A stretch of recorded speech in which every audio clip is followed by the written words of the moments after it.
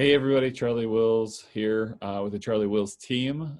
Back to our small business interviews and something that is a little bit more, I think, a little closer to home. I think for all of us is the kids that are at home because school's closed. So I wanted to bring in a good friend of mine, Adam Zingsheim. He's a principal at Falk Elementary, and I'll let him get started with the latest updates and what they're doing here with all the adjustments. So go ahead, Adam. My name is Adam Zingsheim, and I am the principal of Falk Elementary School, one of the elementary schools within the Madison Metropolitan School District. And today I'll bring the perspective of not just our school community, but the school district, and beyond that, just education as a whole in this unique time. Um, could you repeat that first question, Charlie? Yeah, no problem. What adjustments or Oh, adaptation are you making in the short yeah. term and then also in the long term Mhm. to your day-to-day life or what you see the school district is doing for students and teachers and all the like?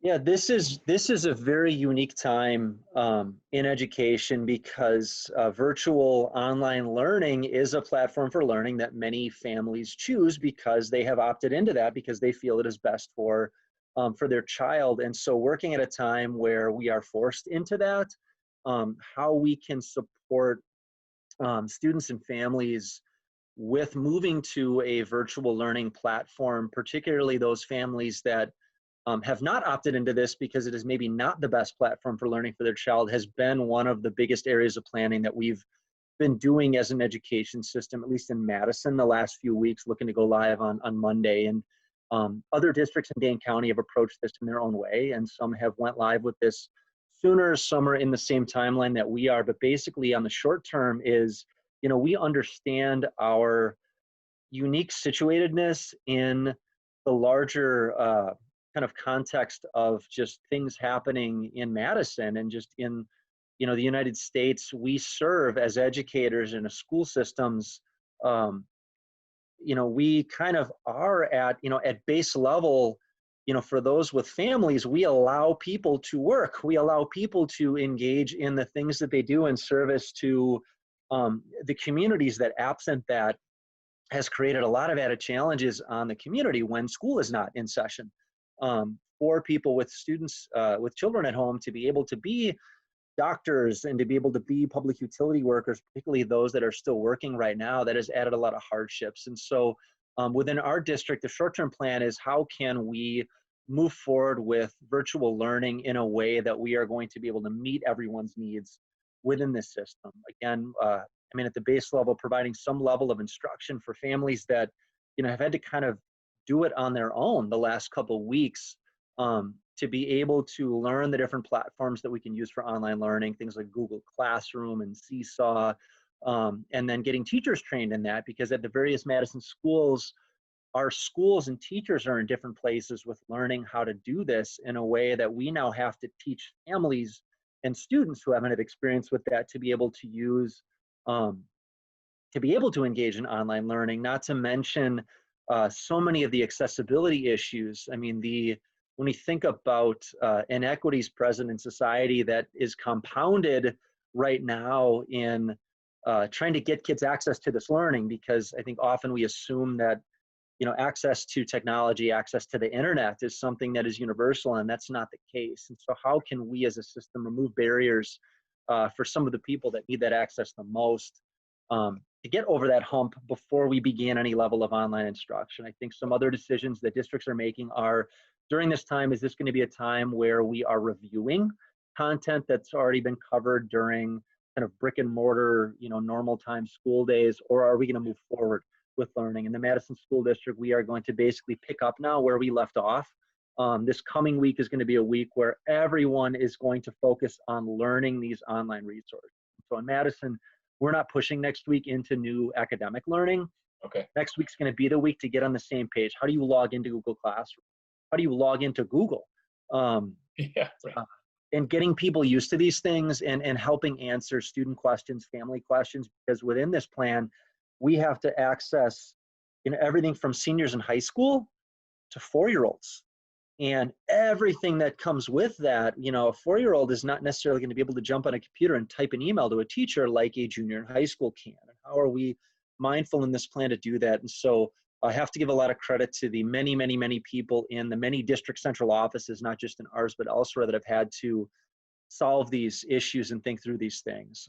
In Madison, the way that that is also played out is we are taking all of the Chromebook devices we have in our schools, and those have been inventoried, and teams at all the different schools have worked to, in partnership with UPS, to basically box up all of the devices kids were using in their classrooms at school and send them out, so that people don't need to come to school to get them at a time where we're supposed to be staying away from each other, to get those in families' hands by hopefully the end of next week, so Wow. that they can access this.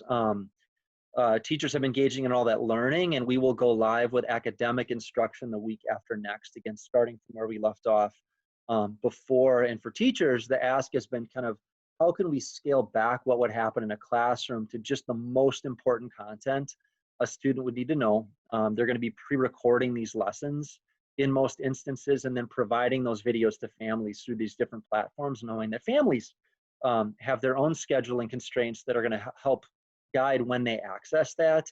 And then teachers are going to provide some sort of task that kids can do. Also being mindful of, not every family has paper and pencil and crayons and a Yeah. dry erase board or math manipulatives at home, thinking about elementary schools.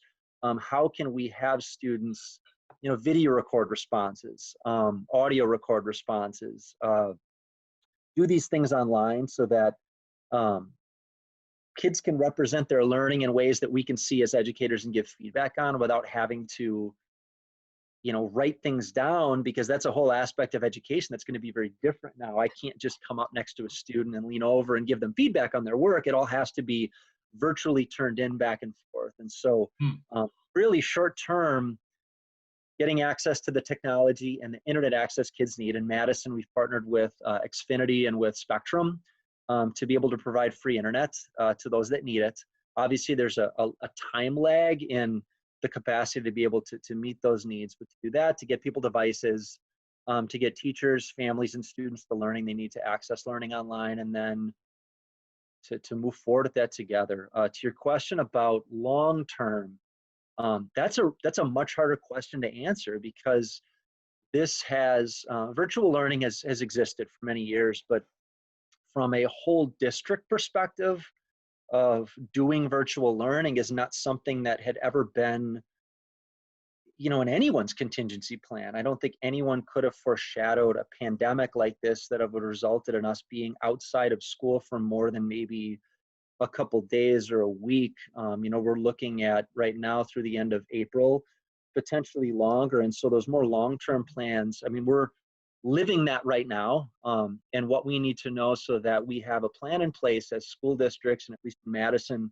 um, to be able to quickly move into something like this, like immediately, without having this lag time of a few weeks to get this set up if this Yep. something like this would ever happen again. And I think the many conversations about these unique times and, you know, what this means, I think applies to a lot of different areas of business and society, and how should something like this happen again, hopefully it doesn't, how we can adapt to that. And in the school systems, we're living that right now, and in that planning.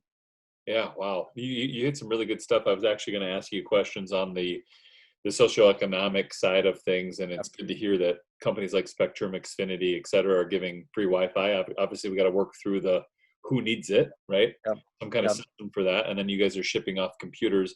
Are there yep. local companies willing to chip in for technology or other things? I mean, it's hard to ask companies to come up with extra cash when they're paying payroll, right? But Yep. Yep. are there, my last part of this, is there something that the general public, whether it is a corporation or other individuals, are there Yep. ways to give to the district to help during this time? Yep.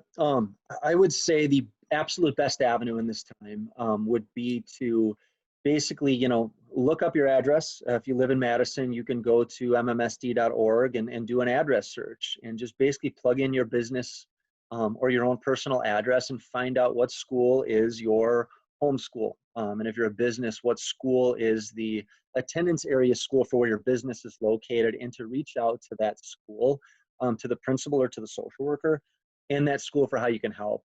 Because, while there are certainly general needs, things like, food support, for different schools that are pushing more into providing a level of school supplies and making that happen. It's just very unique to each school community. The way the school is situated within the community, the attendance area that it serves. And so the absolute best way to get involved, look up what your home school is, reach out to that principal or that social worker, and they will be able to match any desire you have to support with where the need exists. Right. And also be able to hook you up with other supports that are already in place within the school's network of support, with other community centers, public religious institutions that support the school as partners, in finding that best way to support that's going to best meet the need of the individuals and the students living in families in that area. Thanks for taking the time. And Yeah, would love to. I can't wait to see it. Thank you for thinking of me. yeah, man, absolutely. Good to see you, buddy. All right, take care. All right, bye.